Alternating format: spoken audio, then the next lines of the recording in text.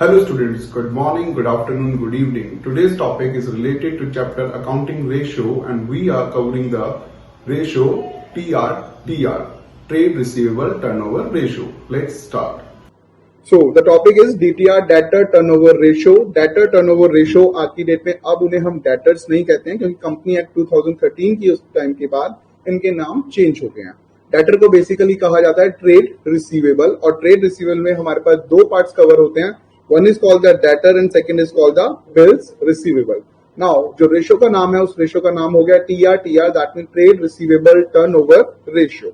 अब अगर हम बात करें ट्रेड रिसीवेबल टर्नओवर रेशियो की तो इसका सिंपल सा चीज है कि आप देख सकते हैं ट्रेड रिसीवेबल वो होता है जिनसे आप लोगों को पैसे लेने हैं और पैसे उनसे लेने होते हैं जिनको आपने सेल किया होता है। तो अगर हम बात करते हैं सेल की तो हमने जो सेल किया होता है वो दो टाइप से सेल किया होता है। One is called cash sales and second is called credit sales. A cash sales is a kind of a sale जिसके अंदर आपके पास पैसा ऑन स्पॉट आ जाता है, इमीडिएटली ट्रांजेक्शन सेटल्ड हो जाती है, तो उसके आगे कुछ नहीं करना होता। Okay, next one is the credit sale. Credit sale is the one जिसकी वजह से हमारे पास ट्रेड रिसीवेबल आते हैं, जिसकी वजह से हमारे पास क्या आते हैं, ट्रेड रिसीवेबल्स बनते हैं। तो ट्रेड रिसीवेबल्स में हमारे पास दो टाइप की चीजें बनती हैं। One is called the debtor, second is called the BR. BR stand for bills receivable.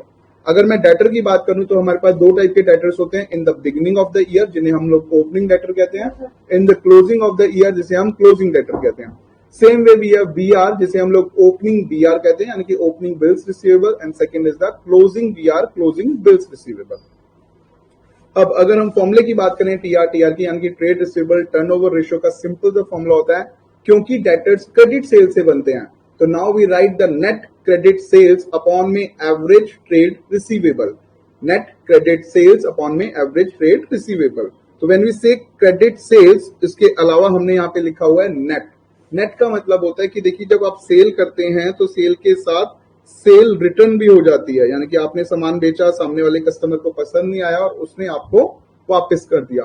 So in that case आपको नेट सेल निकालने के लिए, नेट क्रेडिट सेल निकालने के लिए सेल रिटर्न हमेशा माइनस करना होता है। तो यू कैन सी, हम इसका कुछ एग्जांपल देख रहे हैं। तो हमें क्या चाहिए, सबसे पहले हमें चाहिए नेट क्रेडिट सेल। हमें क्या चाहिए, नेट क्रेडिट सेल।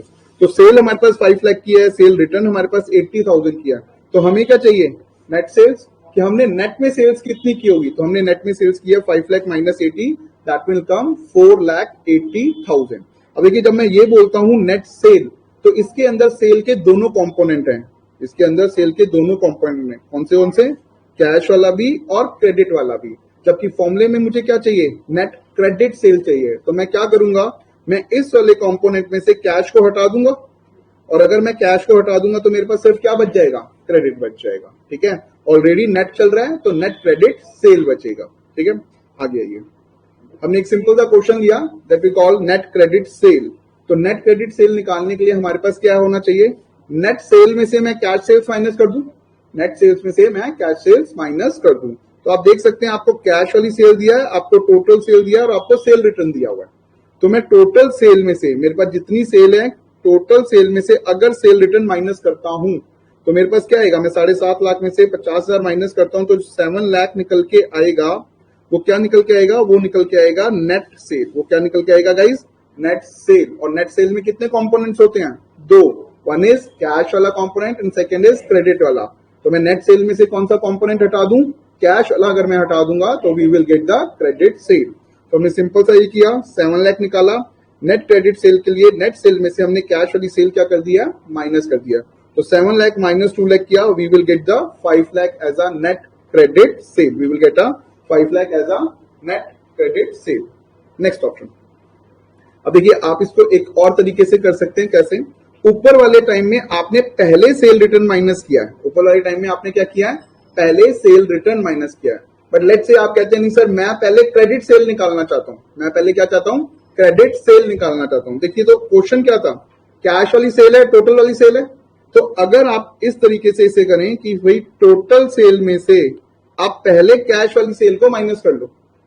अगर मैं टोटल सेल में से कैश वाली सेल को माइनस कर लेता हूं तो मेरे पास क्या बचेगा, मेरे पास तब भी क्रेडिट सेल ही तो बचेगा।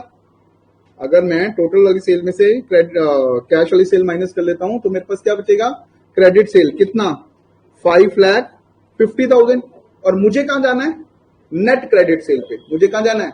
नेट क्रेडिट सेल पे। तो नेट बनाने के लिए से क्या करना पड़ेगा? ये सेल रिटर्न माइनस करना पड़ेगा। तो मैंने क्रेडिट सेल में से सेल रिटर्न माइनस किया। I will get 5,50,000 as net credit sale. ठीक है, तो चाहे आप सेल रिटर्न पहले माइनस करो, बाद में कैश वैल्यू माइनस करो, सॉरी 5 लाख आएगा एग्जैक्ट। तो चाहे आप पहले नेट सेल्स निकालो फिर कैश हटा दो, या पहले आप सेल रिटर्न हटा दो और बाद में कैश हटा दो, one of the same thing है। कोई ऐसा नहीं है कि आपके आंसर पे कोई फर्क नहीं पड़ेगा। ठीक है, देन एक सिंपल सी चीज जो आप ध्यान रखेंगे, आपने क्वेश्चन बहुत ध्यान से पढ़ना है कि आपको क्वेश्चन में टोटल सेल दिया हुआ है, ग्रॉस सेल दिया हुआ है या सेल दिया हुआ है, ये तीनों एक ही बात है। टोटल सेल, ग्रॉस सेल या सेल दिया है, that means one of the same thing. Then we have net sale. Net sale का मतलब क्या हो गया? जैसे ही वर्ड लग गया नेट, दैट मींस हमने इसमें से कुछ माइनस कर लिया एंड कुछ इज सेल रिटर्न, कि आप इसमें से क्या कर चुके हो? ऑलरेडी डिडक्ट कर चुके हो सेल रिटर्न को। आगे लिखा है total credit sale. Total credit sale का मतलब क्या है? क्या सेल रिटर्न माइनस कर ली? टोटल क्रेडिट सेल में से सेल रिटर्न माइनस करी? नहीं करी, क्योंकि माइनस करने के लिए क्या होना चाहिए? वर्ड आ जाएगा नेट। अगर वर्ड लिखा है नेट तो इसका मतलब है हम माइनस कर चुके हैं। ठीक है, तो अगर टोटल क्रेडिट सेल लिखा है तो इसका मतलब हमने सेल रिटर्न माइनस नहीं किया, या फिर क्रेडिट सेल खाली लिखा है तब भी माइनस नहीं किया। जब हम माइनस करेंगे then we will reach to the net credit sale, जो हमारा मेन थिंग है, जो हमें चाहिए बेसिकली। ठीक है, चलो एग्जाम्पल है, 2 मिनट इसको स्किप कर लेते हैं। Now we are talking about average trade receivable. Now we are talking about average trade receivable, and average trade receivable says opening trade receivable, closing trade receivable divided by 2. Divided by 2 इसलिए होता है क्योंकि आपके पास opening और closing होता है। Divided by 2 किस लिए होता है? क्योंकि आपके पास opening and closing होता है। अब देखिए, ओपनिंग ट्रेड रिसीवेबल को हम ब्रेक कर सकते हैं, क्योंकि मैंने आपको बताया था ट्रेड रिसीवेबल में हमारे पास कितने पार्ट्स होते हैं? 2 कंपोनेंट्स हैं। One is called debtor, second is called bill receivable. तो हमने ओपनिंग को ब्रेक किया पहले, ओपनिंग डेटर, ओपनिंग बीआर। ऐसे ही क्लोजिंग को ब्रेक किया, closing debtor, closing BR. Still divided by कितना होगा? 2। स्टिल डिवाइडेड बाय कितना होगा? 2, क्योंकि ओपनिंग के लिए 1, क्लोजिंग के लिए 1, तो 1 और 1 2 हो गया। ठीक है, नेक्स्ट पॉइंट पे देखिए, अगर आपको ओपनिंग डेटर और क्लोजिंग बीआर दिया हुआ है, स्टिल आपके पास ओपनिंग क्लोजिंग कितने हैं? एक है, तो 2 हो गया, तो you have two divided by 2। Third point पे देखिए, उसने दिया ओपनिंग डेटर, ओपनिंग बीआर। अब की बार कितना है? सिर्फ ओपनिंग है, दैट्स व्हाई डिवाइड कितने से होगा? 1 से। Next opening debtor, closing debtor, closing BR. Opening closing है आपके पास, तो किससे होगा? 2 से। इससे फर्क नहीं पड़ेगा कि ओपनिंग डेटर है या क्लोजिंग बीआर है, ओपनिंग बीआर है या closing BR plus closing debtor है। ठीक है ना, अगर आपके पास ओपनिंग क्लोजिंग दोनों हैं, चाहे किसी के भी हों, आपने डिवाइड किससे करना है? 2 से करना है। और सिर्फ क्लोजिंग क्लोजिंग है तो सिर्फ 1 से करना है। ठीक है गाइस, एवरेज का समझ आया? Okay, so now the formula is trade receivable turnover ratio का हमारे पास क्या हो जाता है? नेट क्रेडिट सेल्स अपॉन में एवरेज ट्रेड रिसीवेबल। आपने नेट क्रेडिट सेल के बारे में सुन लिया, एवरेज ट्रेड रिसीवेबल के बारे में सुन लिया, बट इसके अंदर एक छोटा सा पॉइंट आपको और आता है, and that is called debt collection period. That is called debt collection period. अब ये जो डेट कलेक्शन पीरियड है, ये क्या है? डेट कलेक्शन पीरियड होता है कि जो आपका पैसा है वो कितने दिनों बाद आपके पास वापस आ जाएगा। जो आपका पैसा है वो कितने दिनों बाद आपके पास वापस आ जाएगा। तो कितने दिनों बाद आ जाएगा, तो हमने टाइम फ्रेम को 3 पार्ट्स में डिवाइड किया हुआ है। किस किस में? We have divided it in months, days and weeks. ठीक है, हमने अपने टाइम फ्रेम को कितने में डिवाइड किया हुआ है? 3 टाइम्स में। या तो वो डेज में हो सकता है, या मंथ्स में हो सकता है, या वीक्स में हो सकता है। और ये जो चीज है कि मंथ्स में होगा, डेज में होगा या वीक्स में होगा, ये क्वेश्चन में आपको ना वो बताएगा नहीं, बस सिंपल सा बोल देगा कि वीक्स या मंथ्स। तो ये आपको खुद ही जज करना है कि मंथ्स बोल रहा है तो 12 मंथ्स होने चाहिए, क्योंकि ईयर में 12 मंथ्स होते हैं। वीक बोल रहा है तो 52 वीक्स, एंड डेज है तो 365। समटाइम्स फॉर द क्वेश्चन के अंदर आपको गिवन होता है 360 डेज, तो आपने 360 डेज यूज करने हैं। ठीक है, अब इसे कहा जाता है डेट कलेक्शन पीरियड। तो डेट कलेक्शन पीरियड का मतलब क्या होता है जी? मंथ, वीक्स या डेज जो भी वो बोलेगा, divided by trade receivable turnover ratio. आप डिवाइड करते हैं, you will get the debt collection period. जैसे कि एक सिंपल सा क्वेश्चन देखिए, वो आपको बोलता है कि trade receivable turnover ratio is 6 times.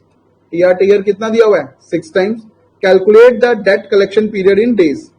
Calculate the debt collection period in days, यानी कि आपका पैसा कितने दिनों बाद वापस आ जाता है। और डेज को कितना बोला? 360 एज्यूम कीजिए। डेज को क्या बोला? 360 एज्यूम कीजिए। तो आपके पास फॉर्मूला क्या हो गया? Debt collection period equal to days upon में टीआर टीआर, तो डेज कितना है 360, टीआर टीआर 6 टाइम्स आपको दिया ही हुआ था, ठीक है। आपने डीसीपी निकाला, डेट कलेक्शन पीरियड कितना आ गया 60 डेज आ गया, यानी कि हमारे जो डेटर्स हैं वो हमें कितने दिनों बाद पैसा वापस कर देते हैं, 60 डेज के बाद वापस कर देते हैं। This is all about the trade receivable turnover ratio. आपके पास इसमें 3 कॉन्सेप्ट हैं, one is related to the net credit sale, second is related to average trade receivable, and third is related to debt collection period.